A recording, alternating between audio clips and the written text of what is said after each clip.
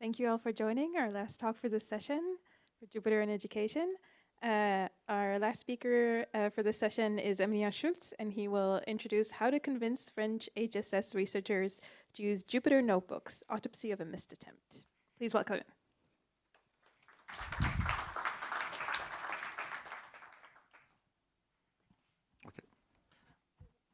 Okay, so thank you for still being here.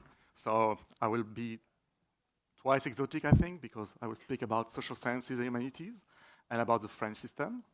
And I won't speak a lot about technological question, but rather, and I will have a kind of a pessimistic view rather than an optimistic view, because I will going to talk about some kind of failure. But I want to talk about it because I think we can learn a lot of stuff, not about Jupyter Notebook Jupyter should be, but how it is used by some communities. So taking the point of view of a community which is kind of far from, the culture here of largely computer science and physics, for instance. So basically, I'm a postdoctoral researcher in sociology of science, so STS, Science and Technology Studies. And I worked with other colleagues from different fields on the various projects about HSS, implementation of Python and Jupyter Notebooks. And we made a specific project which didn't work very well. And I want to talk a bit about it right now. And maybe to give, basically talking about social sciences and talking from the point of view of a social scientist to maybe better understand what researchers are doing with Jupyter Notebook right now. So it's the beginning of the process, so I will be happy to have feedbacks. Right now I'm in the Media Lab at Sciences Po in Paris and in Unity of Social Science of Health in Marseille. So basically right now in France, we have notebooks that are really becoming part of the national research and higher education system. And there's a huge diversity of small, big evolution, and we have seen a few, one of them just before my presentation, but there are others. For instance, there are an interdisciplinary working group which have been created in 2021 to better understand what's going on in the research regarding notebooks in general, not only Jupyter, but notebooks in general. There are a lot of training sessions that are being organized in diversity of universities, research training institute, and there are, I don't know it very well, but a large research project, maybe someone in the room is connected to it, which is called Candice, but maybe you could say a word about it, which is trying to better implement notebooks in higher education. And there are also initiative in humanities and social sciences, and there are scientific journals that are including notebooks in their supplementary materials, like the Journal of Digital History. There are ongoing public services that are developed, and there have been an attempt, and I will speak a bit about it later, on the National Infrastructure for Humanities and Social Sciences, Huma-Num, to launch a Jupyter Hub to give the services to researchers in France. But for the moment, it's still under development, and it's part of the problem. But right now, if you look about humanities and social sciences, there are very little material information available regarding scientific computing in general, but specifically about notebooks.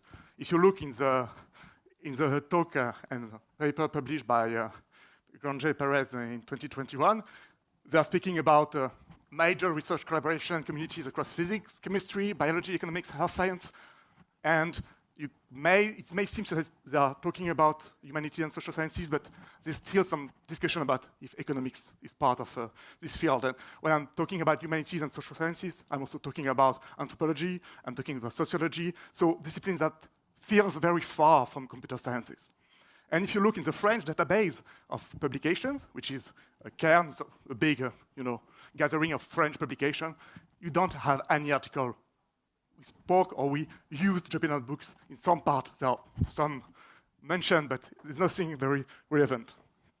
So I'm here because I'm quite convinced that humanities and social sciences are important. In France, they represent 20% of the research staff, and it's much larger if you include the students and the part of the higher education system which is represented.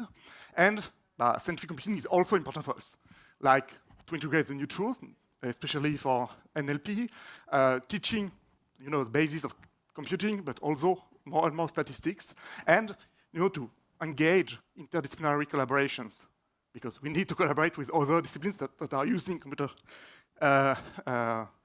scientific computing and Jupyter Notebooks. And so it's this huge context that Huma-Num and Stéphane Pouillot especially launched a proof of concept of Jupyter Hub in this infrastructure called Callisto, and it is at this point that I and other colleagues, companies called data activists, arrived to create a proof of concept, showing to humanities and social scientists how they can use, what they can do with Jupyter Notebooks. So basically, it was a one-year process to the creation and development of Jupyter Notebooks and documents for machine learning and deep learning in humanities and social sciences. So we engage this huge process, what do we do, what currently our communities need. So basically, we ask people, what do you need? So we organized focus groups both for research and teaching. So we collected what they wanted as a tool, libraries in their notebooks to see what they can do with that. So I won't speak specifically about each part of this process. There is no need to discuss about it today. But what we try to do is to map the needs somehow and to anticipate some of the difficulties that we may encounter in this process. And we did a prioritization of needs. And then we built 5 dedicated notebooks, which tried to cover some different levels of abilities, not all about deep learning, because there's no need for every humanity and social science to do deep learning, and to cover this huge diversity of disciplines, because even in sociology, my field, you have a lot of different ways of seeing how to study the social world. So it was kind of a difficult process, and then we made those notebooks, and we hoped that they can find their place in the research system. And we built them, we tested them, and then nothing at all. And it was kind of disappointing. And in fact, we had 3 different failures at different levels. So you can have a lot of explanation why it didn't work. And that's my point today, but I want to find some insight about it. The first one is that the notebooks themselves were quite odd. When I'm reading them, I read them yesterday for training, and I use one and say, okay, no, I can't really use them for teaching. And the question is why? But another failure was that the service of Jupyter Hub was discontinued because somehow it wasn't designed, it wasn't identified specifically in public. So there was a question of who is going to use this service, and it didn't work at this point. It's going to rebound again with another name soon. And once those notebooks have been done, we found difficulty to diffuse them. Who is going to use them? Somehow we didn't find the people who are going to use them.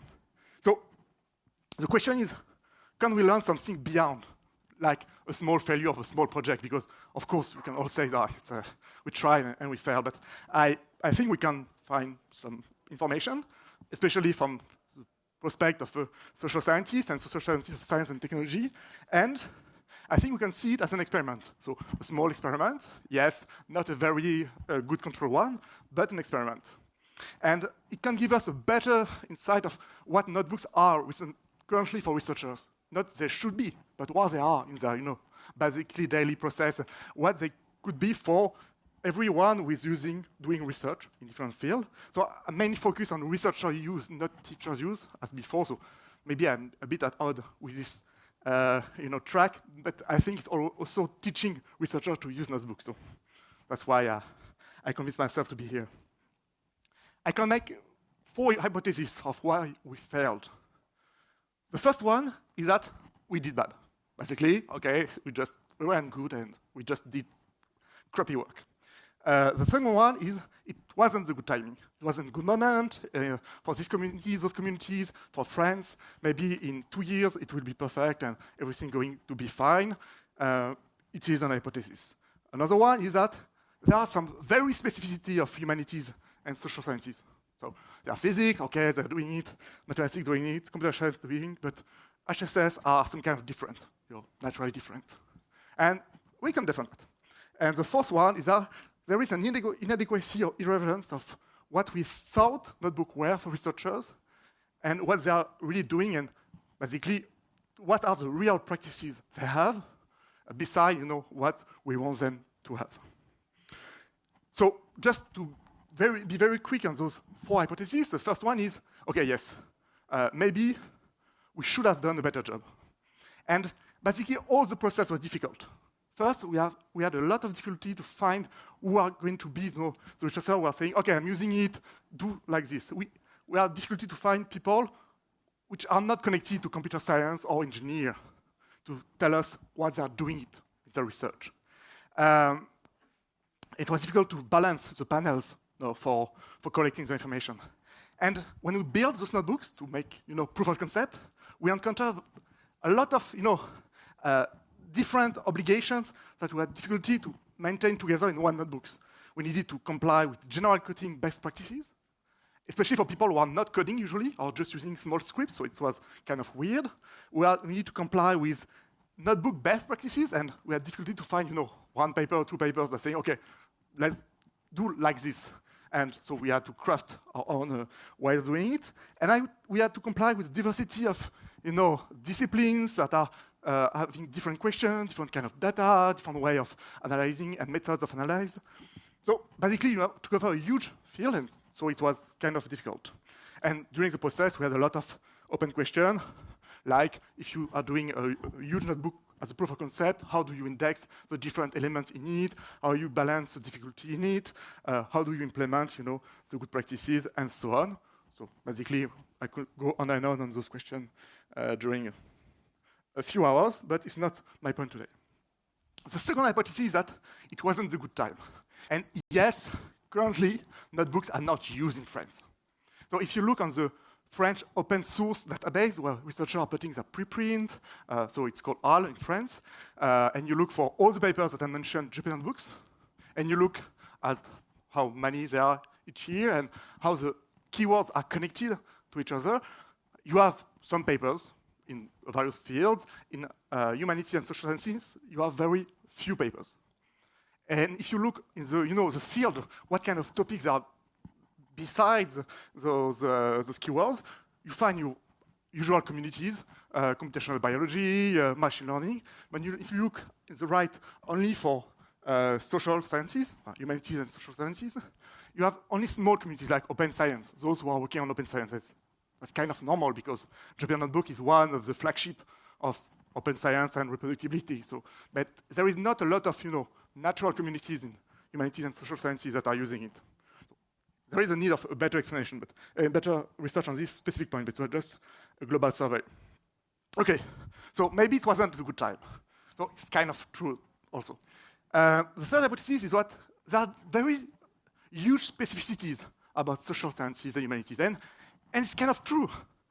We are basically very little computationally literate. A colleague, Marianne Glebeshek, made a collective survey in France in 2 years ago to ask researchers what kind of tools they are using, and this network is only the tools they mention in their research process, okay?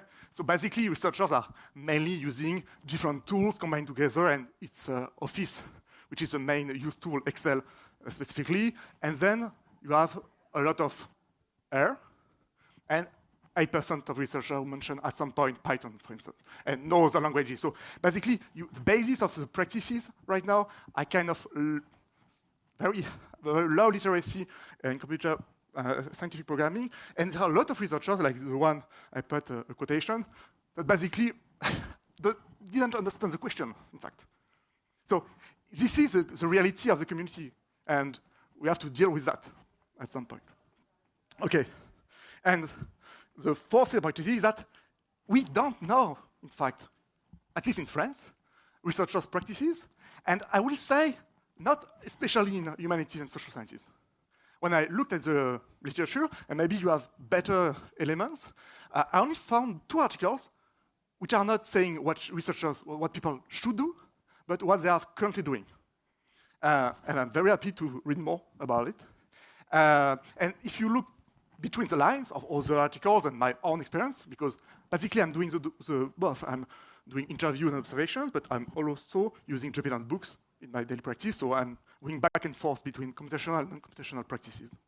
And you have a diversity of uses in reality. You have not one use. So notebooks on B, and I want to develop a reproducible paper, access to data, teaching, exploration, and so on. So we know that there are different uses, but what are they really, and in what proportion? So it drives me to ask the question, how best can we better understand what researchers are doing and try to understand why we failed on this specific project? And I will do a small hypothesis, and it doesn't work a lot for the moment. It's just like a research proposition, which is based on the literature in science and technology studies, is that notebooks, in fact, are largely used in research, as I'm saying, and not specifically in data science or in teaching, in research, as intermediary object for researchers. I will give a definition. And it's a different use than education, so we need to separate them from education, and probably a different use than reproducible papers, which are also used in research, but in a different way. And as a consequence, notebooks in our practice, and I will put me in the field, are interestingly relational and can just be created outside of a specific research process. I will just develop a little more what is this notion of intermediary object. So it's a concept of the STS, and basically, intermediary object, it's a material or digital device used to coordinate activity between one or more actors engaged in the process of knowledge or technological creation. And it's a concept crafted by Dominique Vinck in Switzerland. The intermediary objects are traces of the emergence of the product and of the progressive construction of both the problem and the solution. They are the mediators of the socio-cognitive process.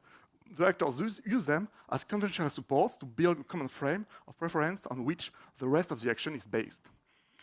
So it's a way to focus on what they are really, in fact, in the daily activity and the collaboration. And it has consequences. So we can find some confirmation that if you question researchers, and I won't discuss about it because I'm already a bit late. If you look to my practice, the practice of my colleagues, and some result of a survey we conducted recently, 2 months ago, with a digital organization, you found a diversity of practices, and it confirms somehow that notebooks are embedded in the research practice. They are not something outside or at the end of the research practice. And some researchers, especially on humanities and social sciences, and me specifically, are using them like as an infrastructure of the research. They are not part of, they are kind of the glue to what we are doing regarding the computational analysis. And the consequence is that intermediary objects need to be part of a research activity. And as a direct implication, notebooks cannot just be diffused like an artifact and reused when it comes to research. They need to be part of the research itself. A few consequences of this hypothesis, and if it's true, its consequences on how to diffuse and to teach HSS researchers to use Jupyter Notebooks, is that we may not focus on reproducibility. And maybe it's not the central part of why researchers are using it. So there is a huge place given to reproducible research, as it's important for open science, but maybe it's not the entry point, especially for communities far from computational practices. And you have a few papers that are questioning the fact that, okay, notebooks are not only something you can just execute from one cell to another one, and not all types, as said by Pimentel and all types of notebooks are meant to be reproducible. So basically, this is one of the consequences.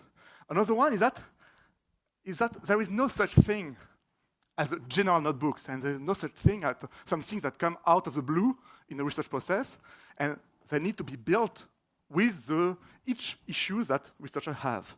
And so there was little sense of making what we try to do, like general notebooks, to invite researchers to use them, because it doesn't match the reality of what we are doing. We want to build something which connects with our data, our question, and it is especially true for humanities and social sciences, where we have a lot of diversity of way of seeing the issues, the questions, because we have a lot of little schools. I won't speak about French sociology, but it is a perfect example. We have a lot of different ways of framing the same object, for instance. And so each way of framing needs to be addressed in a specific way. Oh, sorry. And so a third consequence is that I think the important point is to better understand the condition of adoption in research of those notebooks right now, and not to say how researchers need to adopt them. And one lead we can have is to better focus on researchers who know people that are using Jupyter Notebooks, and they are not yet, and I put a bracket, using them for themselves, and so to focus on this small and low-scale process of diffusion of notebooks in the communities. So I will conclude a few words. So what could we learn from this failure? So it was a failure for the moment. Maybe there will be a revival of the notebooks, but I don't think so. For humanities and social sciences, I think we need to focus on the possibility for notebooks to become intermediary objects for researchers. It means two things.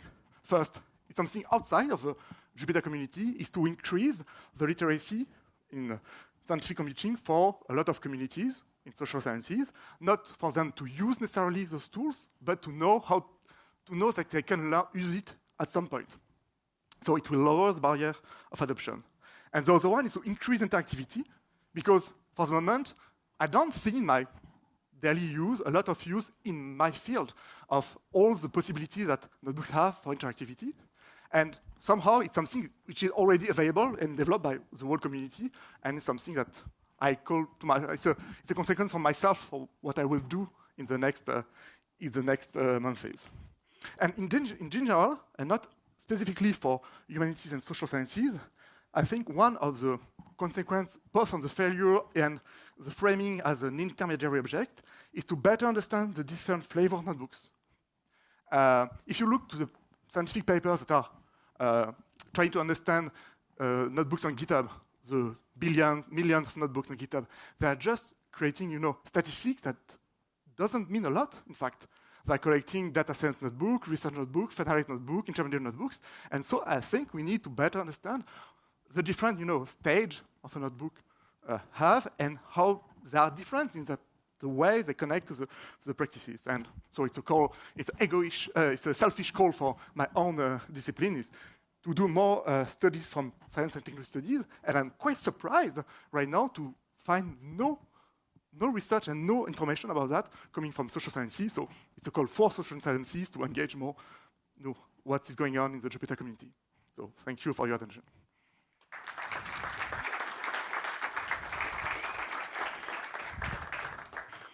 Thank you so much. Any questions from the audience? Yep. Yeah, the question, it was a suggestion, I think.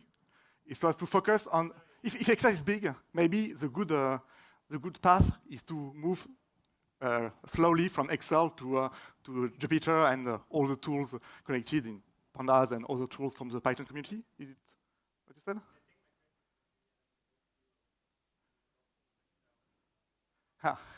I don't have, and it's a very good question, I think. And it's a very nice suggestion of research why Excel is so easy to connect with all the research, but I don't know. Sorry, I don't answer. Maybe because it's part of the daily life of a lot of people. And another question that it's kind of, another answer, but it's kind of ironic, is because French administration is so hard on researchers with a spreadsheet that they know how to use it. Yes.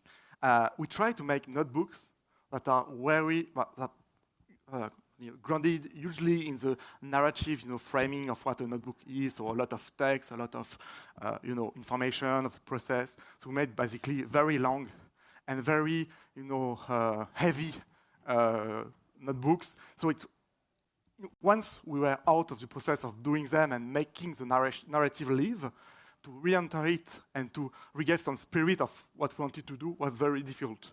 And when I reuse them, I wanted to find one specific element or a part of the notebook, and the obstacle, the barrier, was the modularity of the notebook. It was difficult, to extract, part of the treatment, like the data transformation or the ML part, and just to display it for a specific class. So basically, we failed both by creating a narrative that was easy to engage and to extract, the information that someone can use, and to teach or to train colleagues or students. The question is, do I aim mainly for researchers that are already committed in quantitative research and computed data, or do I aim, the more global community? And I think I want everyone to have the basics, of computing literacy. And I have an old colleague which is going to retire, an anthropologist who was in one of my training, and she said, okay, if only I was younger and I knew you can do all this stuff with computing, maybe I would have done other stuff in my research. And for instance, all the large language models that are arriving, a lot of tools can be also used for qualitative research. A lot of qualitative researchers are using right now proprietary software like NVivo, which are doing some kind of qualitative analysis, like word clouds and stuff like this, topic analysis. And there are tasks that can be easily conducted with all the tools that the community is building in NLP and so on. So I think we can find support even from hard qualitative researchers. Thank you.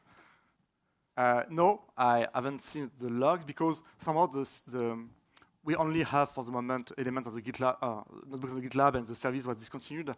And the adoption, I can prove that those notebooks failed. Just no one is using them, and no one just quoted them at some point. So it's more like a guess, and I won't try to prove it, with numbers. I'm not sure I understood the other question, which was what Jupyter can how notebooks can help researchers right now in the. Okay, I think they can help. From my point of view, they can help researchers to get rid of all the I'm working my data alone in front of my computer and only giving the result and not trying different combination, and so facilitating the reproducibility right now, but not as final product, but as an intermediary product to test other stuff and to train colleagues, collaborate interdisciplinary. And I will give one example from my own research. I'm collaborating with other sociologists that are not at all doing statistics, but I'm doing all the statistics on notebooks, and it's easy for the project to continue when I leave. It's easy for them to know what I've done, even if they are not able to do it. But at some point, they're able to read my Python code and say, okay, maybe I want you to change this specific point. Please redo that. And they won't even install, Jupyter Lab or other stuff. They just have my notebook, read it as a book, and understand that they can engage also the process. So it opens, the collaboration and lowers the difference of competencies in an interdisciplinary project. It's a very personal point of view, but I haven't made a list, but I will think about it. Thank you. What kind of incentive we can imagine to improve the use? A lot of discussion we had with Huma-Num was, okay, if you put a DOI on notebooks and you can quote them as a real article, can help researchers to build better notebooks. But I don't think it's a solution, because somehow it's like writing another article and doing all the process for something which is not specifically. It's a hard process to publish something, even if it's in a book. And so I don't really have an idea. My point of view is to find the small tasks that can save them life and time, like reproducing figures for articles. And it's all the process of seeing what people are doing right now, helping them, but specifically each of them sort of to improve a specific task, and then to have a stepstone to engage notebooks. But it's a field ground work, like training colleagues, and that's what I'm trying to do right now, and also I think are trying to do right now. Thanks. Thanks to all our speakers. I want to invite you all now to enjoy the break and meet us at the auditorium at 4:30 for the Jupyter Community State of the Union. Thank you all. Thank you.